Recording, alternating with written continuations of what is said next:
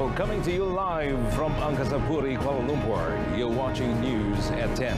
I'm Muhammad Amin Carlos, and making our headlines today, while Sultan Johor consents to the dissolution of State Assembly.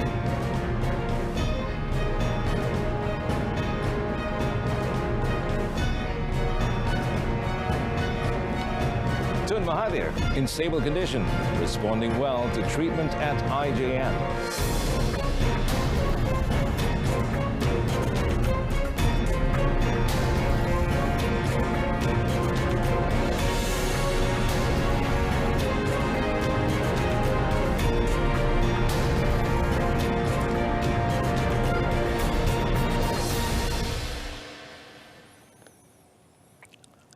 Well, the Sultan of Johor, Sultan Ibrahim Sultan Iskandar, has consented to dissolve the State Legislative Assembly to pave the way for the state election. Now, the dissolution takes effect today. Salam sejahtera. Well, Johor Menteri Besar Dato' Rasmi Mohamad said the State Speaker, Suhaizan Kayat, would be informing the Election Commission, the EC, about the dissolution of the Johor State Assembly. Maka pilihan raya negeri ini dianggap sebagai usaha untuk mendapatkan semula mandat daripada rakyat bagi membolehkan kita meneruskan perancangan dan juga program-program yang telah disusun melalui sama ada bajet 2022 maupun potensi negeri Johor itu sendiri. Jadi alhamdulillah kita akan menunggu keputusan daripada Suruhanjaya Pilihan Raya untuk menetapkan tarikh-tarikh yang seterusnya. The Johor State Assembly currently comprises 56 seats with UMNO 14, DAP 14, Parti Pribumi Bersatu Malaysia 11, PKR 7, Parti Amanah Negara 6, MIC 2 and PAS 1. Earlier, Sultan Ibrahim granted an audience to Dato' Hasni at Istana Bukit Serene at 5 p.m. And also present was the Tunku Mahkota of Johor, Tunku Ismail Sultan Ibrahim. At the audience, Dato' Hasni was accompanied by Johor State Secretary Dato' Azmi Rohani, who presented the order for the dissolution of the Johor State Assembly to Sultan Ibrahim for His Majesty to sign. Well, former Prime Minister Tun Dr. Mahathir Mohamad is now in stable condition and responding well to a follow-up treatment at the National Heart Institute, IJN. Now, this was confirmed by Tun Dr. Mahathir's daughter, Datin Paduka Marina, in a short statement today. Well, she said her father has been treated at IJN over the past 2 days following a successful elective procedure that he underwent on 8th January. Datin Paduka Marina also asked Malaysians to pray for Tun Dr. Mahathir's speedy and full recovery. Several media practitioners gathered outside IJN to follow developments on the health status of Tun Dr. Mahathir. Meanwhile, Prime Minister Dato' Sri Ismail Sabri Yaakob today visited the former Prime Minister at IJN. Now, Dato' Sri Ismail Sabri, who arrived at 5:35 p.m., waved to press personnel camped at the IJN compound while awaiting news on the health of the elder statesman.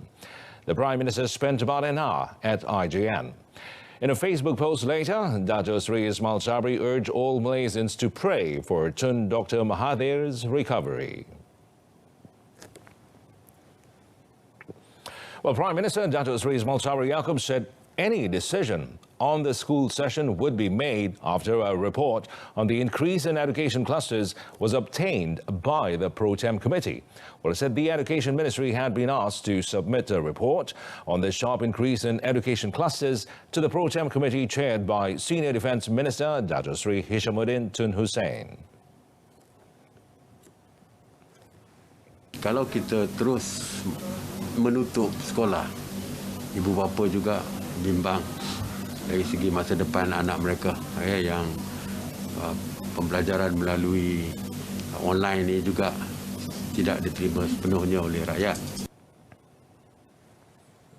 Dato' Sri Ismail Sabri also said that he has asked the Education Ministry to submit the report to the Pro Tem Committee, while in terms of the decision, he said he will wait for the Pro Tem Committee to discuss the report.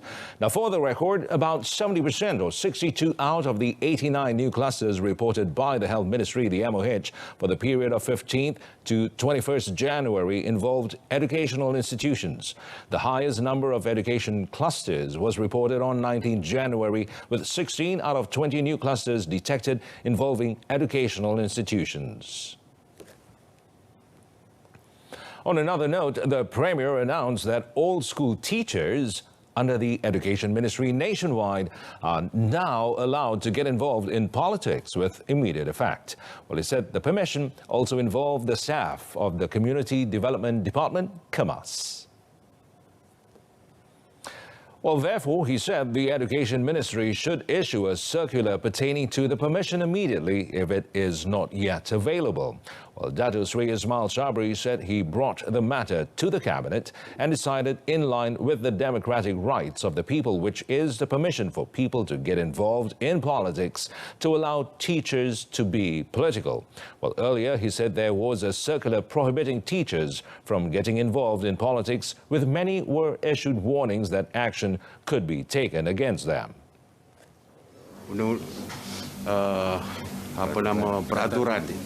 Peraturan daripada jabatan masing-masing. Kalau guru misalnya, kalau mereka berpolitik sehingga meninggalkan tugas masing-masing, mereka boleh diambil tindakan disiplin dan sebagainya. Jadi itu serah kepada jabatan. Well, the Home Ministry has reminded the public not to conclude anything regarding the Malaysian Anti-Corruption Commission Chief, or MACC, Tan Sri Azam Baki's share trading controversy ahead of the legally relevant parties who are still investigating the matter. Now, its Minister, Dato Sri Hamzah Zainuddin, said the government will exercise all lawful resources while investigating the case. The Home Minister said this after a Meet the People session at Kampung Tapa, Sungai Bayur, near Selama, Perak.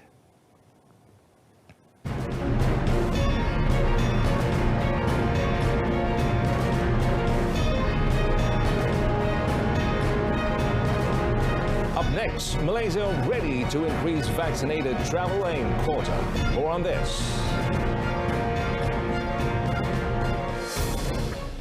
Well, Malaysia is ready for an increase in the air and land vaccinated travel lane of VTL quota, provided that Singapore agrees to such a move. Well, Transport Minister Dato Sri Dr. Wee Ka Siong said the government understood the needs of travellers, especially during festive seasons. However, he added that for now, Malaysia accepted the decision set by Singapore, including a 50% reduction of the VTL quota after it was made following consultation with the relevant authorities, especially the Health Ministry of both countries. Ada yang sampai berapa ribu, boleh, masing-masing boleh utarakan. Kita ikhtiarkan, kita usahakan. Tetapi sebagai kerajaan, kita kena lihat persetujuan bersama antara dua negara. Okey, bukan soal siapa tak nak perjuangkan. Tidak. Kalau pihak Singapura ada yang sudi terima, seperti mana yang pernah dibincangkan, melihat keadaan, kalau ada keperluan boleh ditambah. Well, yesterday, both Malaysia and Singapore allowed the resumption of ticket sales for land and air VTL, but with a 50% reduction from what it was before. Well, the government will ensure that all strategies outlined under Budget 2022 can be implemented in an orderly manner for the people's well-being, a resilient business sector, and to spur sustainable economic growth. Well, elaborating further through a statement released today, Prime Minister Dato Sri Ismail Sabri Yaakob said for that purpose, the government had set up the Budget 2022 Monitoring Committee, or JPB 2022, to monitor the implementation and performance of initiatives under the budget. He said the committee would also recommend appropriate solutions, intervention measures and policy changes to ensure the smooth implementation of Budget 2022, which involved all allocation of 332.1 billion ringgit. He also said the monitoring process will also involve close cooperation with ministries and implementing agencies to ensure efficient and effective public service delivery.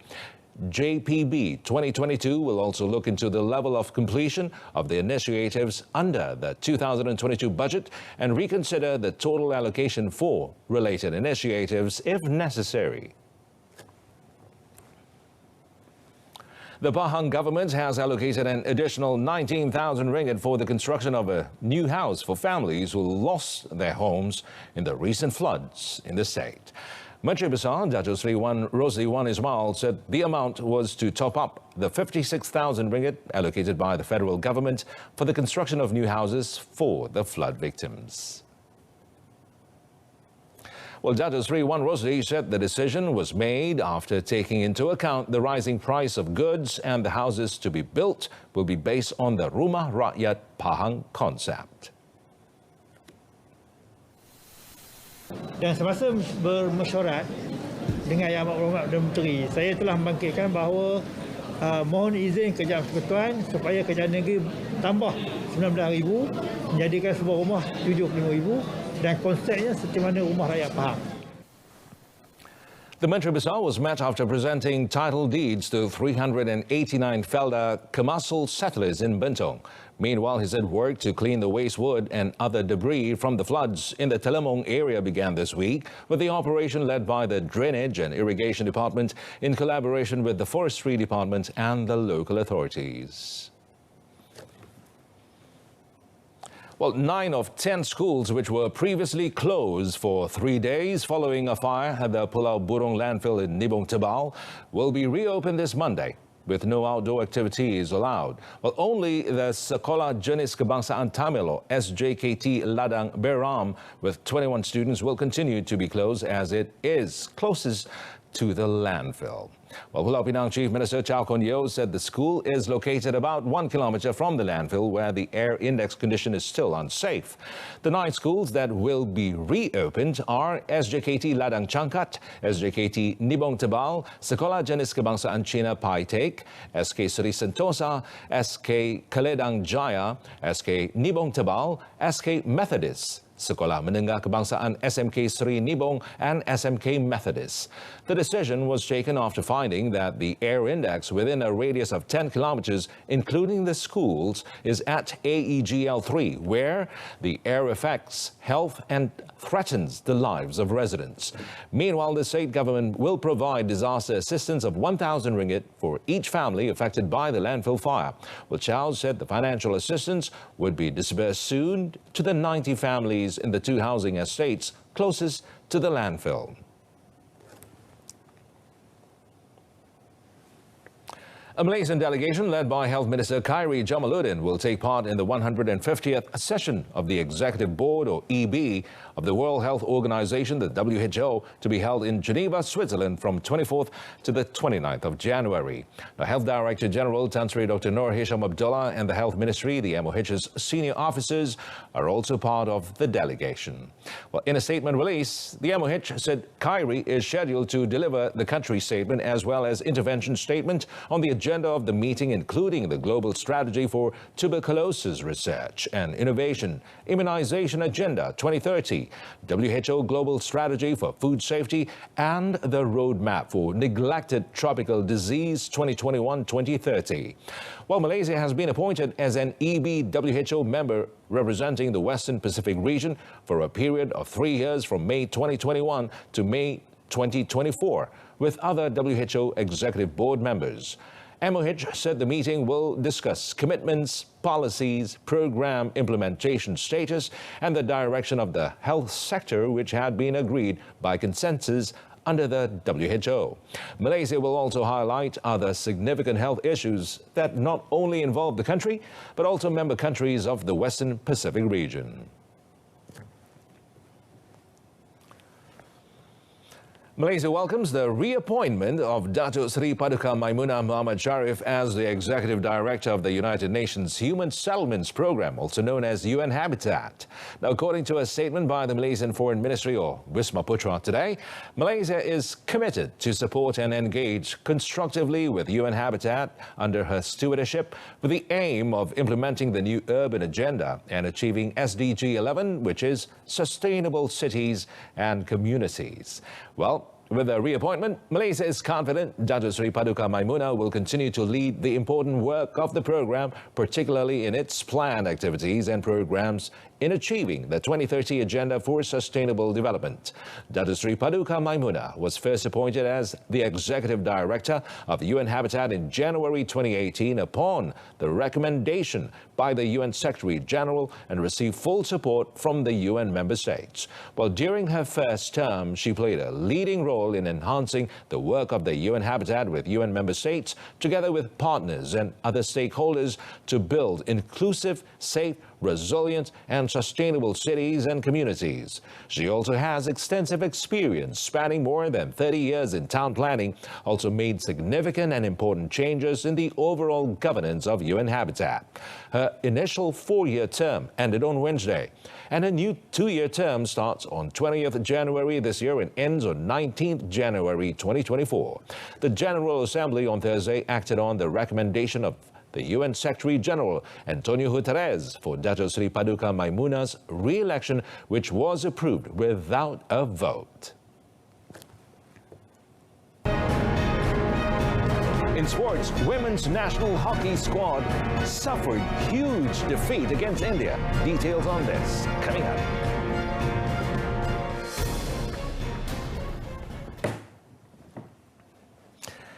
It's time for our sports, and the National Women's Special Project Squad suffered a huge 0-9 defeat at the hands of India in their opening match in Group A of the 2022 Women's Asia Cup Hockey Championship in Muscat, Oman early this morning. Well, in the action at the Sultan Qaboos complex, India scored 8 field goals and 1 from a penalty corner. And according to Malaysia Hockey Confederation President Datuk Seri Subhan Kamal, the loss was expected as 70% of the team were made up of young players, but he said it will give them exposure playing on international level, with the real target would be the 2026 edition and improve Malaysia's position from 5th to 3rd.